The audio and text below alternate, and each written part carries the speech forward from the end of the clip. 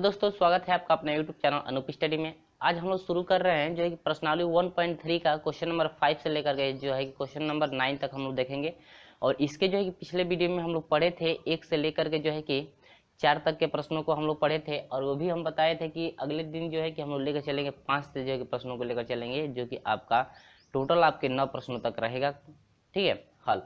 और इसमें हम लोग पढ़ेंगे क्वेश्चन नंबर 5 से। और अभी तक जो है कि इसके पिछले वाले वीडियो को आप नहीं देख पाए हैं, डिस्क्रिप्शन में लिंक दिया गया है, पहले वहां से जाकर आप देखिए। इसके बाद जो है कि इस प्रश्न को शुरू कीजिए। और हाँ, हमारे साथ प्रत्येक दिन जो है कि सुबह 7 बजे हमारे साथ जुड़े रहिएगा। और साथ में पेन और एक कॉपी और एक जो है कि अपनी किताब जो है कि जिससे हम पढ़ाते हैं उसको आप लोग जो है कि लेकर बैठ जाइएगा। और साथ साथ जो है कि फेयर भी करते रहिएगा, ताकि जो है कि आगे चल के आपको परेशानी कोई भी ना हो। चलिए शुरू करते हैं। प्रश्न नंबर जो है कि 5। प्रश्न नंबर 5 का क्या रहा है, देखिए। कह रहा है कि पीए के कितने अवयव हैं यदि ए बराबर दिया गया है। आप लोग जो है कि अपने बुक से जो है कि क्वेश्चन को मिलाते रहेंगे, क्वेश्चन क्या क्या है, ठीक है।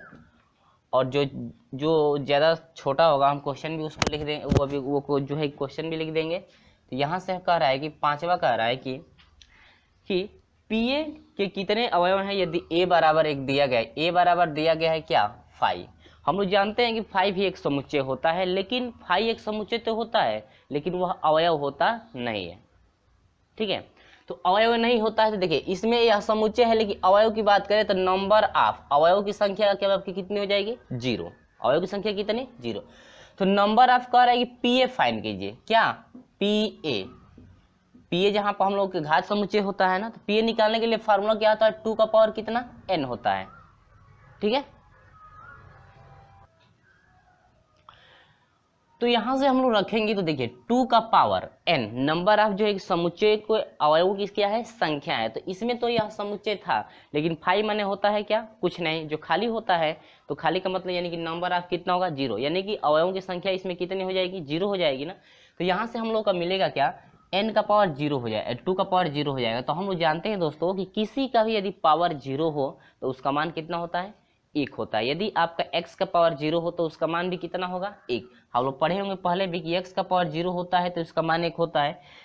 यदि कितना हो मान बड़ा हो तो उसका मान यदि उसका घात 0 कर देते हैं तो उसका मान कितना हो जाता है, 1 हो जाता है। तो उसी के अनुसार इसका मान इसका घात जो है कि 0 है, तो यह कितने के बराबर हो जाएगा, 1। यानी कि आंसर कितना मिला हम लोग का, 1। यानी कि नंबर ऑफ घात समुच्चय की संख्या टोटल कितनी होगी, 1 होगी। ठीक है, क्लियर है। उम्मीद होगी कि ये जो है कि आपको समझ में आ गया होगा। चलिए, वीडियो अच्छा लगता है तो लाइक जरूर कीजिएगा। और इसको जो है कि फेयर आप लोग बनाते रहिएगा, इसका हर एक फेयर बनाते रहिएगा, ताकि आपको आगे चल के परेशानी ना हो। ठीक है, चलिए क्वेश्चन नंबर 6। क्वेश्चन नंबर 6 में क्या कह रहा है, कह रहा है किसी निम्नलिखित को अंतराल रूप में लिखिए। अंतराल रूप में लिखना है तो आपका क्वेश्चन क्या क्या है, मैं क्वेश्चन पहले लिख लेता हूँ। ठीक है,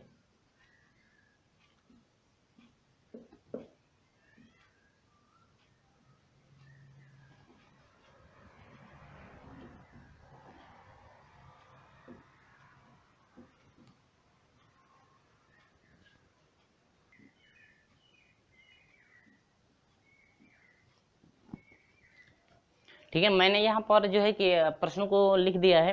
और आपको करना क्या है, कह रहा है कि अंतराल रूप में लिखिए। तो अंतराल रूप में लिखना है तो कैसे लिखेंगे, देखिएगा।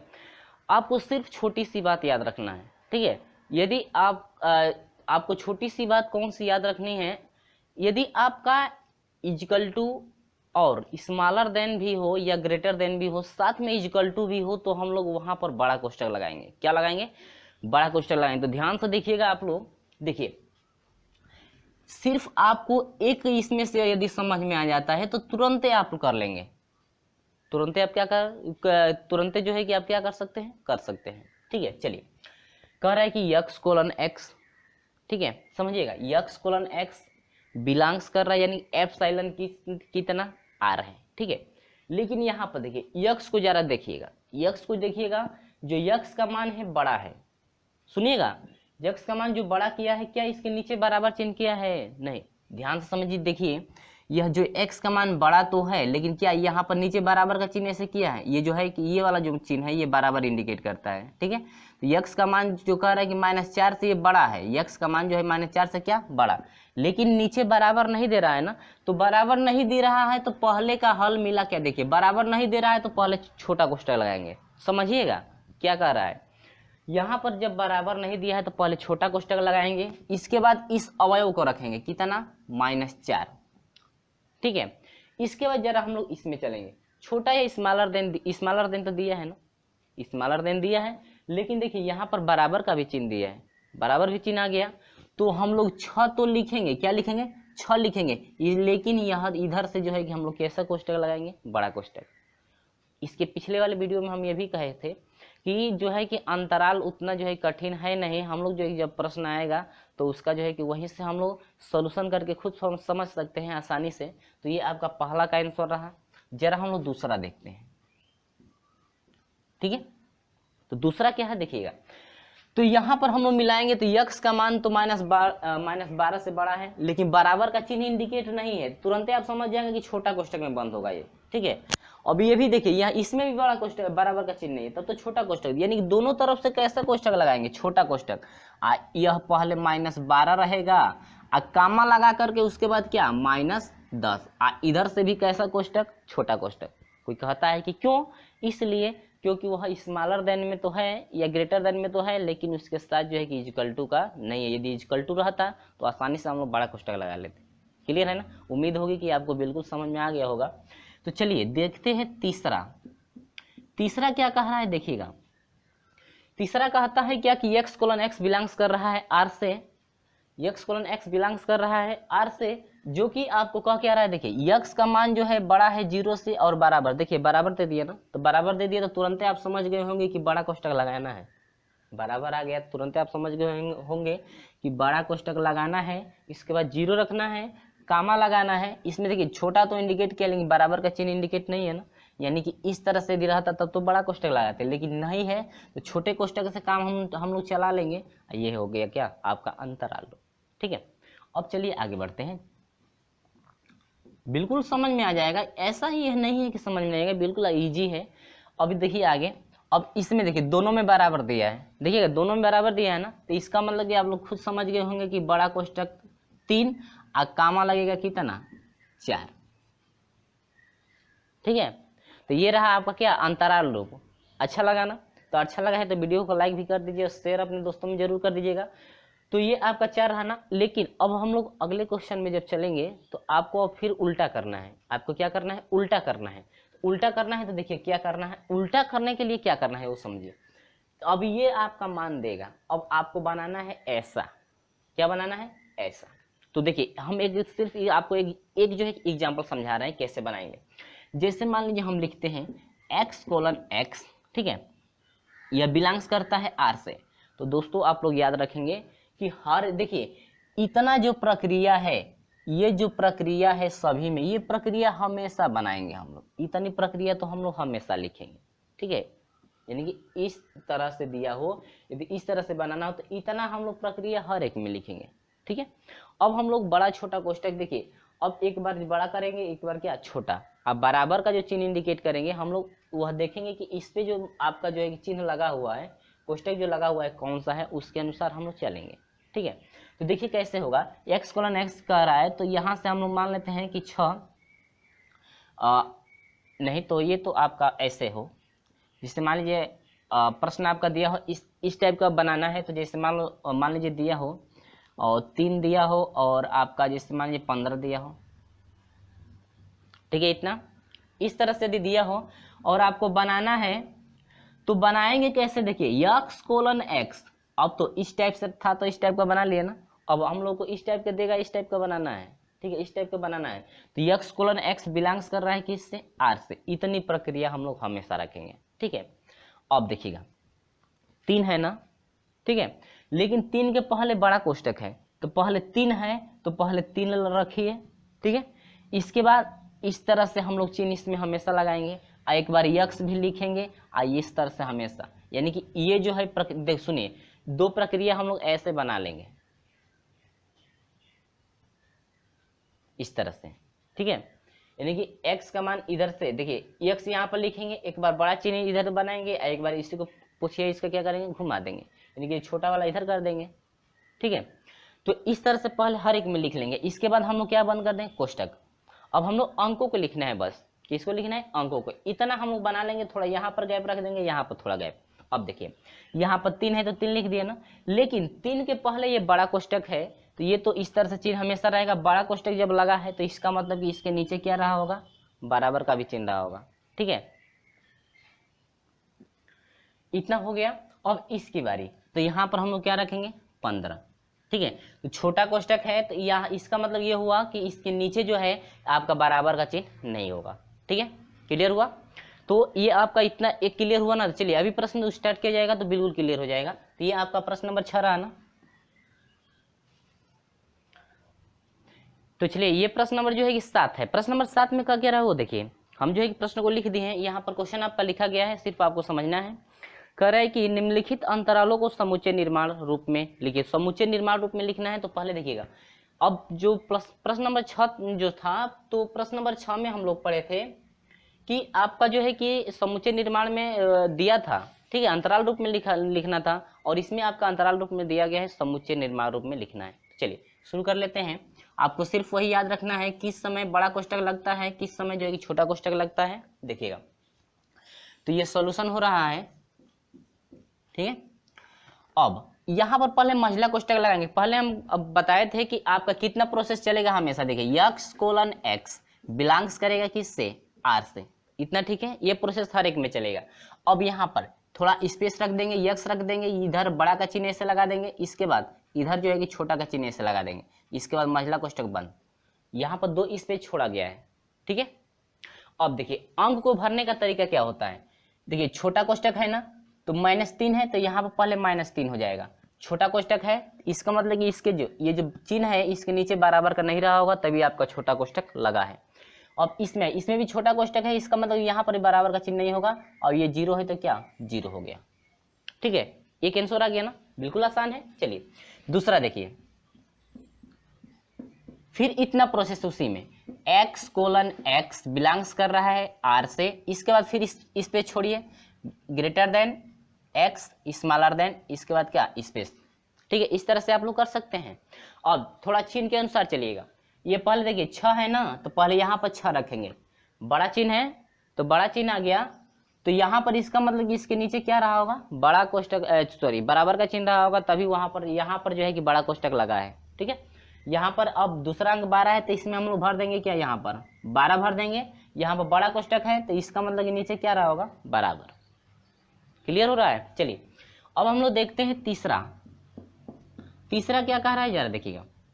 तीसरा कह रहा है पहले छोटा कोष्टक है, उसके बाद क्या बड़ा कोष्टक। तो कुछ नहीं करना है, बस यहाँ फिर वही प्रोसेस x:x हम लोग लिखेंगे, एप्सिलॉन r हो जाएगा। इसके बाद फिर वही प्रक्रिया, कोष्टक लगा जो है कि बड़ा का चिन्ह लगाइए, इसके बाद छोटा का चिन्ह लगाइए, इसके बाद महिला कोष्टक बंद कीजिए। यहाँ पर 2 अंक भरने हैं जो कि आपके स्पेस है। यहाँ पर एक अंक 6 रहेगा, इसमें क्या रहेगा 12। अब चिन्ह पे चलिए, छोटा कोष्टक है, इसका मतलब इसके नीचे यहाँ पर जो है कि बराबर का चिन्ह नहीं रहा होगा 6 के साथ। इसमें देखिए 12 का है तो 12 के साथ बड़ा कोष्टक है ना, तो बड़ा कोष्टक है, इसका मतलब कि इसके नीचे किसका चिन्ह रहा होगा, बराबर का। ठीक है, 6वां क्वेश्चन जो है यदि समझ में आ गया होगा तो ये भी आपको क्लियर हो जा रहा है। चलिए ये आपका बड़ा कोष्टक है और क्या छोटा कोष्टक। पहले प्रोसेस हम लोग लेकर चलेंगे, x:x बिलोंग्स करेगा किससे, r से, इतना प्रोसेस सेम। इसके बाद बड़ा कोष्टक x लगाइए, इसके बाद छोटा कोष्टक नहीं है, ये जो है कि बड़ा छोटा का ये चिन्ह इंडिकेट किया गया है। इसके बाद देखिए पहले अंक क्या है, जो है कि -23 है ना, -23, और साथ में देखिए बड़ा चिन्ह है ना, बड़ा चिन्ह है तो इसका मतलब कि यह क्या रहा होगा, बराबर का भी चिन्ह साथ में रहा होगा, बराबर का चिन्ह लगा दिए। इसके बाद देखिए 5 के साथ छोटा कोष्टक है तो बराबर का चिन्ह नहीं रहा होगा, तो ये आपका सिर्फ क्या हो गया 5। तो ये रहा फ्रेंड्स आपका क्या आंसर। तो उम्मीद होगी कि आपको ये इतना समझ में आ गया है। चलिए वीडियो अच्छा लगता है तो लाइक कीजिए, अपने दोस्तों में शेयर जरूर कर दीजिएगा। तो ये प्रश्न नंबर जो है कि 7 रहा। तो चलिए देखते हैं प्रश्न नंबर 8। प्रश्न नंबर 8 को हम खुद यहाँ पर जो है कि लिख दिए हैं ताकि लिखने में आपको समय ना लगे। चलिए कहता है क्या, निम्नलिखित में से प्रत्येक के लिए आप कौन सा सार्वत्रिक समुच्चय प्रस्तावित करेंगे, यानी कि आपको ऐसा समुच्चय एक लिखना है, ठीक है, आपको एक ऐसा समुच्चय लिखना है जिसमें समकोण त्रिभुज भी आ जाए और इसके बाद क्या समद्विबाहु त्रिभुज भी आ जाए, ऐसा समुच्चय आपको लिखना है, ठीक है। तो लिखेंगे क्या, देखिए कहता है क्या, निम्नलिखित में से प्रत्येक के लिए आप कौन सा सार्वत्रिक समुच्चय लिखेंगे, यानी कैसा आप लोग सार्वत्रिक समुच्चय लिखेंगे जिसमें दोनों समुच्चय आपके आ सके, ठीक है। तो यहां पर लिखेंगे क्या कि दोनों समुच्चयों का सार्वत्रिक समुच्चय, पहले हम लोग लिखेंगे क्या, दोनों समुच्चयों का यदि सार्वत्रिक समुच्चय निकालेंगे तो लिखेंगे कि दोनों समुच्चयों का सार्वत्रिक समुच्चय, सार्वत्रिक समुच्चय, ठीक है। तो सार्वत्रिक समुच्चय सही लिखे हैं या गलत लिखे हैं देख लेते हैं जरा, सार्वत्रिक समुच्चय, ठीक है, ठीक है। तो दोनों समुच्चयों का सार्वत्रिक समुच्चय लिखना है तो देखिएगा लिखेंगे कि x कोलन क्या x। अब सार्वत्रिक समुच्चय ऐसा है, आपको एक समुच्चय लिखना है जिसमें दोनों समुच्चय उपस्थित हो सके। तो यदि हम लोग लिखते हैं कि x कोलन x, समतल में एक त्रिभुज यदि लिखते हैं तो समतल में एक त्रिभुज का मतलब यह हुआ कि उसमें आपको ये नहीं दिया गया है कि कौन सा त्रिभुज है, त्रिभुज में सभी त्रिभुज आपके हो सकते हैं, ठीक है ना। अब देखिएगा x कोलन x समतल में, अभी मैं फिर समझा रहा हूं, समतल में x कोलन x समतल में एक त्रिभुज है, एक त्रिभुज है, समतल में क्या है त्रिभुज। क्लियर हुआ ना। तो प्रश्न कह क्या रहा था, जरा पढ़िएगा ध्यान से। कह रहा था कि निम्नलिखित में से प्रत्येक के लिए आप कौन सा सार्वत्रिक समुच्चय प्रस्तावित करेंगे, यानी कौन सा ऐसा समुच्चय आप लिखेंगे कि जिसमें ये जो दोनों समुच्चय हो आ सकते हैं, ठीक है। तो ये एक बात याद रखिए, ऐसे समझ में नहीं आ रहा है तो यदि मान लीजिए कोई यह समतल है, यदि समतल में हम एक त्रिभुज बना देते हैं, कहेंगे कि एक त्रिभुज है, समतल में यह एक क्या है त्रिभुज है, तो त्रिभुज का मतलब समतल में एक त्रिभुज बनाएंगे तो आपका कैसा हो त्रिभुज बन सकता है, यानी कि आप बना सकते हैं, यानी कि उसमें समकोण त्रिभुज भी आ सकते हैं, समबाहु त्रिभुज भी आ सकता है, कैसा भी त्रिभुज जो है कि आपका समतल में आ सकता है, क्योंकि इसमें सभी क्या है त्रिभुज हैं, लेकिन सीमा नहीं दिया गया कि कौन सा त्रिभुज है, यानी कि सभी त्रिभुज इसमें आ सकते हैं। तो ये हो गया कि x कोलन x समतल में एक त्रिभुज है, तो समतल में जब एक त्रिभुज बन रहा है तो उसमें समकोण भी त्रिभुज आ जाएगा, समद्विबाहु त्रिभुज आ जाएगा, विषमबाहु त्रिभुज भी आ जाएगा, यानी कि जितने भी त्रिभुज हैं समझ सकते हैं ऐसे सभी त्रिभुज इसमें क्या हो जाएंगे आ जाएंगे, क्योंकि सभी क्या है त्रिभुज हैं, आ त्रिभुज जो है कि प्रत्येक त्रिभुज उसमें आ सकते हैं। ये सीमा दिया रहता, यदि देखिए यदि हम सीमा दे देते हैं x कोलन x समतल में एक समकोण त्रिभुज है तो सिर्फ इसमें समकोण त्रिभुज रहता, देखिए समकोण वाला सिर्फ रहता लेकिन समबाहु त्रिभुज वाला नहीं रहता, ठीक है। तो कह रहा है कि ऐसा सार्वत्रिक समुच्चय लीजिए। सार्वत्रिक समुच्चय आप लोग समझते हैं कि सार्वत्रिक समुच्चय वह समुच्चय होता है जिसमें सभी के अवयव क्या होते हैं उपस्थित होते हैं, यानी प्रत्येक समुच्चय के अवयव उसमें क्या होते हैं उपस्थित होते हैं। तो यह एक आपका सार्वत्रिक समुच्चय है जिसमें आपका पहले का भी समुच्चय इसमें उपस्थित होगा, दूसरे का भी समुच्चय इसमें उपस्थित होगा। क्लियर है। तो चलिए वीडियो अच्छा लगता है तो एक लाइक तो जरूर कर दीजिए। चलिए देखते हैं प्रश्न नंबर जो है कि 9। प्रश्न नंबर 9 में आपको कह क्या रहा है जरा समझिएगा। अब कहता क्या है प्रश्न नंबर 9, तो हम जो है कि यहाँ पर थोड़ा प्रश्नों को हम लोग लिख लेते हैं ताकि समय आपका ना लगे। चलिए तो सुनिएगा, प्रश्न नंबर 9 हम जो है कि यहाँ पर लिख दिए हैं ताकि समय आपका ज्यादा ना लगे, ठीक है। तो कहता क्या है, कहता है कि समुच्चय A बराबर दिया है 1 2 3 5 1 3 5 मिलाते रहेगा अपने बुक से, B बराबर दिया है 2 4 6 और C बराबर दिया है 0 2 4 6 8 प्रदत्त हैं। तो इन तीनों समुच्चयों ABC के लिए निम्नलिखित में कौन सा सार्वत्रिक समुच्चय सार्वत्रिक समुच्चय लिए जा सकते हैं। तो फ्रेंड्स आपको कुछ नहीं करना है, मैं यहाँ पर जो है कि रख देता हूँ जो है कि आपको कुछ नहीं करना है, बस आपको ये करना है कि देखना है कि कौन सा ऐसा इसमें से समुच्चय है जिसमें सभी समुच्चय के अवयव उपस्थित हैं।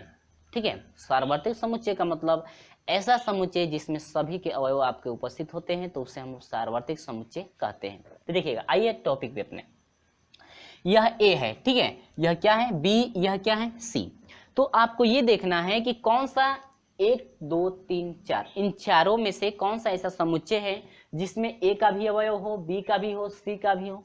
ठीक है, आपको मिलाना है कौन सा ऐसा समुच्चय है, तो मिलाते रहिएगा। चलिए 0, ठीक है, चलिए भाई ए तीनों में से ए बी सी में से मिलाना है। 0 है तो 0 है, 1 है तो इसमें भी 1 है मिल रहा है, 2 है तो इसमें भी 2 है मिल रहा है, 3 है तो इसमें भी 3 है, ये भी सही है, 5 है तो इसमें भी 5 है, ये भी सही है, और इसमें जो है कि 4 भी है तो 4 भी है, ठीक है, 6 भी है तो 6 भी है।